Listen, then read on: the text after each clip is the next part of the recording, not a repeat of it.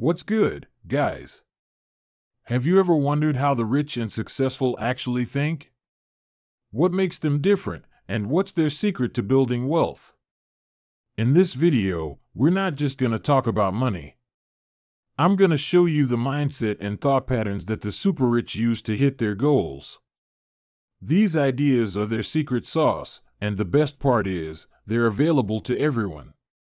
So if you're ready to switch up how you think and achieve some serious financial success, let's go. The mindset gap, rich versus poor. Point 1. Rich people believe they can change their lives for the better and get ahead. Poor people, on the other hand, see life as all about luck and chance, with nothing they can do about it. It's not about who a person is, it's about their mindset. There's a fundamental difference in how rich and poor people think. Imagine two separate worlds. World 1 is where the wealthy live.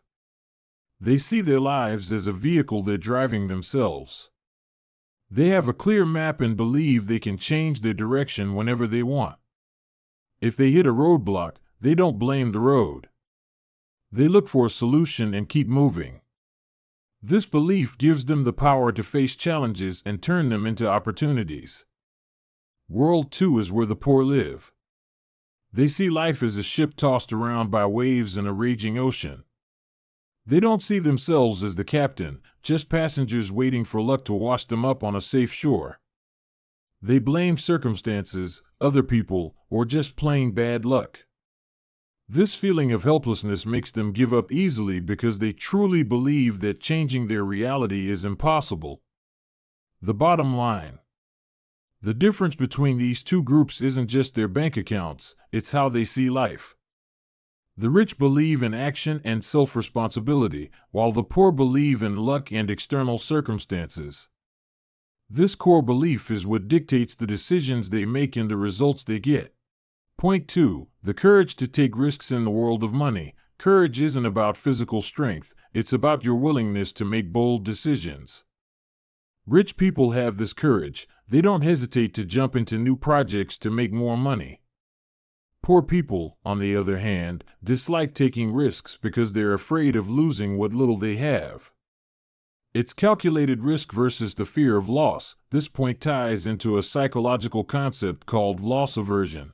A behavioral economics term that basically says the pain of losing something is way more powerful than the pleasure of gaining the exact same amount. Let's break it down. The rich, strategic risk-takers, wealthy individuals understand that true financial success doesn't come from playing it safe. They're not gamblers, they're explorers. They carefully study opportunities, create backup plans, and diversify their investments to minimize risk. For them, a potential loss is just part of the game, and the fear of it won't stop them from chasing bigger opportunities. The poor mindset, trapped in the comfort zone for people with limited resources. A potential loss can be devastating. Because of this, they avoid any financial risk that could make their situation worse.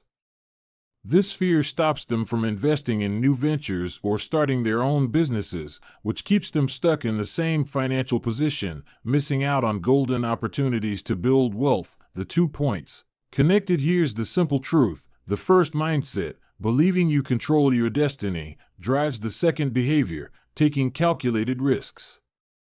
Rich people make decisions based on their ability to influence the outcome, while poor people make decisions based on the fear of losing what they already have. Leave the fear behind.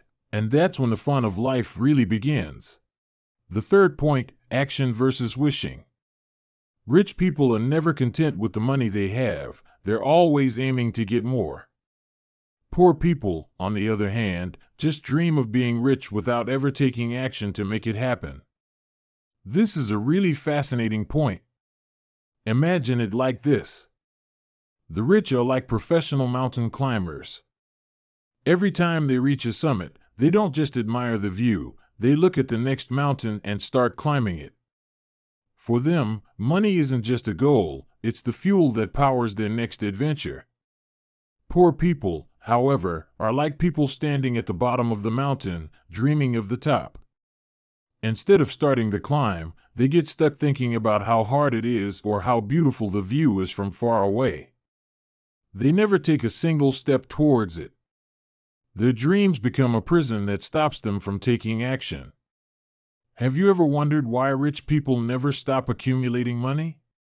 It's not always about greed, it's a completely different mindset.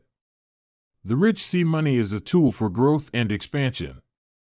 They believe that opportunities for success are endless, and every new bit of wealth is a foundation for building something bigger and more impactful. In contrast, a lot of poor people see money as just a solution to their current problems. Their big dreams are often just wishes without any real plan to achieve them. The difference is in the action. Rich people turn their dreams into actions, while the poor are satisfied with just hoping. The rich, the builder's mindset. They aren't satisfied with what they have. Every new bit of wealth is like a brick they're adding to build their empire. For them, the process is more important than the final result. They're always looking for new ways to invest, innovate, and generate wealth. The poor, the spectator's mindset. Many of them stay as spectators, watching others succeed. Their dreams of wealth are often just ideas that never turn into action plans. The fourth point, thinking big versus thinking small. Rich people think about big things, while poor people think about small things. The rich might think about buying mansions and luxury cars, while the poor are content living in a simple home, or even a shack. The rich, a mindset of growth and expansion. For the rich, thinking big isn't just about wanting huge, expensive things. It's about seeing the big picture. They plan massive projects, build multinational companies, and invest in ideas that can change the market. Mansions and fancy cars are often just results or symbols of this big picture thinking, not the main goals themselves. They focus on how to expand their influence, increase their impact, and create new opportunities for themselves and others. The poor, a mindset of survival and security. For the poor, thinking small is often a direct result of their reality. They don't have the luxury of thinking about building a business empire because all their attention is focused on securing the basics of daily life. For them, a big dream might be getting a stable job or owning a simple house to shelter their family. This isn't necessarily contentment, it's a realistic mindset that focuses on meeting essential needs for survival in a limited environment. The bottom line, the difference between a mindset of desire and a mindset of necessity. The fundamental difference isn't the size of the dream, a palace or a shack, but the starting point. The rich mindset comes from a desire for growth and expansion, while the poor mindset comes from the necessity of securing basic needs. The rich are always looking for new opportunities to add to what they already have, while the poor are looking for the security and stability they don't yet possess. The fifth point, finding and seizing opportunity. Rich people look for opportunities and make the most of them. Poor people, on the other hand, let opportunities slip away by making excuses about obstacles, and this is what stops their progress. Opportunity hunters. Imagine an opportunity is a buried treasure. The rich don't wait for someone to stumble upon it by chance, they're the ones who go out with a map and a shovel to find it. They have a proactive mindset. When an opportunity shows up, they don't see the obstacles as a reason to give up. Instead, they see them as challenges to be conquered. For them, an obstacle is just a puzzle that needs to be solved, not a barrier. They focus on solutions instead of problems. Prisoners of obstacles. On the other side, many poor people look at opportunities from the perspective of potential loss rather than of possible gain. When an opportunity comes their way, the first thing they think about are the hurdles that might get in the way. I don't have enough money, the timing isn't right, the risk is too big. These thoughts come from a fear of failure. This fear makes them use obstacles as an excuse to justify not even trying, which traps them in the same place. They focus on problems instead of solutions. The bottom line, the difference between a mindset of risk versus a mindset of security. The difference between these two groups isn't the presence or absence of opportunities, it's how they see risk. Rich people see risk as a natural part of the journey to success and they prepare for it. Poor people see it as a barrier that prevents any progress. Success doesn't come from avoiding obstacles, but from the ability to overcome them. The sixth point, the company you keep. Rich people love to be friends with successful people. Poor people, on the other hand, resent the rich and prefer to only hang out with simple people. This point touches on a hugely important topic in psychology and our social lives. Let's dive into the reasons behind it in a compelling way. Imagine life is a game, and success is one of its most important rules. How would the players act? The rich mindset, success breeds success. Successful people, whether financially rich or successful in other fields, tend to befriend people just like them. Why? Because they realize that success isn't random, it's the result of a specific mindset, certain habits, and a particular way of thinking. When they get together, they exchange experiences, share challenges, and celebrate wins. This positive and motivating environment pushes them forward. It's the principle of contagious energy. Just as a magnet is drawn to metal, successful people are drawn to each other to create a network of support and opportunity. The poor mindset, the fear of success and resentment. People who are struggling financially or lack success see it differently. They often view success as a threat or just luck, not the result of genuine effort. This feeling of helplessness can turn into resentment and even hatred towards the rich and successful. These negative emotions act as a wall, preventing them from learning or benefiting from the experiences of successful people. They prefer to hang out with simple people not necessarily because they're better, but because this choice gives them a feeling of comfort and security. They don't feel the pressure of comparison or inadequacy. It's a comfort zone that keeps them from stepping out into the wider world and challenging themselves to achieve their goals. The bottom line, in short, the main point is that success isn't just a financial state, it's a mindset.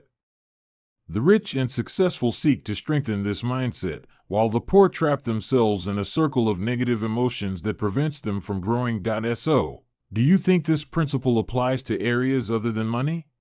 The seventh point, the power of positivity. The rich are positive by nature. Thanks to this mindset, they were able to achieve wealth, and that's why they prefer to be around other positive people. Poor people, on the other hand, are negative and like to be with others who are just like them. This point picks up right where we left off in point 6, and it shines a light on a really important psychological factor, optimism versus pessimism. Let's analyze this concept in a compelling way. Imagine positive thinking is a fruitful tree, and negative thinking is barren land. Where would you choose to plant your seed? The rich, attracting opportunity through positivity. Rich or successful people usually have a positive mindset. This positivity isn't just a feeling, it's a way of thinking that allows them to see opportunities where others only see obstacles. They see solutions, not problems. When they face a challenge, they don't stop at the problem. They immediately look for creative solutions. They're resilient and learn quickly. They see failure not as the end of the road, but as an important lesson to learn. They're a magnet for success. This positive energy attracts similar people. When they get together, they exchange motivating ideas and encourage each other, which creates a powerful network of support and opportunities that contributes to their growth. The poor, the never-ending circle of negativity. In contrast, people who are struggling with poverty or failure often fall into a trap of negativity. This negativity acts as a psychological barrier that prevents them from moving forward. They focus on problems. They tend to see the dark side of everything, which leads to feelings of helplessness and frustration. Asterisk, they blame circumstances. Instead of taking responsibility, they blame luck, circumstances, or other people, which stops them from taking any positive action. They focus on problems. They tend to see the dark side of everything, which leads to feelings of helplessness and frustration. They blame circumstances. Instead of taking responsibility, they blame luck, circumstances, or other people, which stops them from taking any positive action. They're in a closed loop. They're drawn to other people with the same negative mindset, creating a closed circle of complaining and pessimism that's hard to break out of. The bottom line: positivity isn't just a trait. It's a powerful tool that successful people use to see the world differently, which enables them to seize opportunities and achieve their goals. Negativity, on the other hand, is a trap that blocks development and makes life feel like a journey of suffering. So, do you think positivity is the real cause of wealth, or is it a result of it? The eighth point: the game of constant growth. The rich are always working to prove themselves and increase their value, whether by strengthening their relationships or by developing their skills to achieve more success. This point highlights the growth mindset that the rich and successful have. Let's explain it in a cool way. Imagine life is a video game, and every character is trying to level up. The rich play smartly, while others might not even understand the rules. The rich, playing to level up. Rich and successful people don't see success as a final destination, but as a continuous journey of development and improvement. This constant pursuit takes different forms. Asterisk, self-development. Instead of getting comfortable, they invest in themselves. Whether it's by learning a new skill, reading books, or taking courses, they believe that the mind is the greatest investment a person can make. This desire for growth increases their value in the job market and in life in general. Asterisk, building relationships. They don't just build relationships to expand their social circle. They know that a good network is a source of opportunity and knowledge. Every new connection can open a door to a new project, an idea, or a partnership. It's not just about who you know, it's about who helps you grow. The bottom line: in short, the rich believe that value isn't given, it's made. They constantly work to raise their own value through learning and connecting with others, and this is what allows them to achieve more wealth and success. So, do you think this principle applies to all areas of life, or just to the financial field? The ninth point: the power of self-confidence. The rich are confident in themselves. They don't let problems get them down or block their progress. For example, a millionaire's mindset says, "I will learn new skills now so I can achieve what I want in life," because they don't see learning a new skill as an obstacle. This point highlights the self-confidence and resilience that the rich have.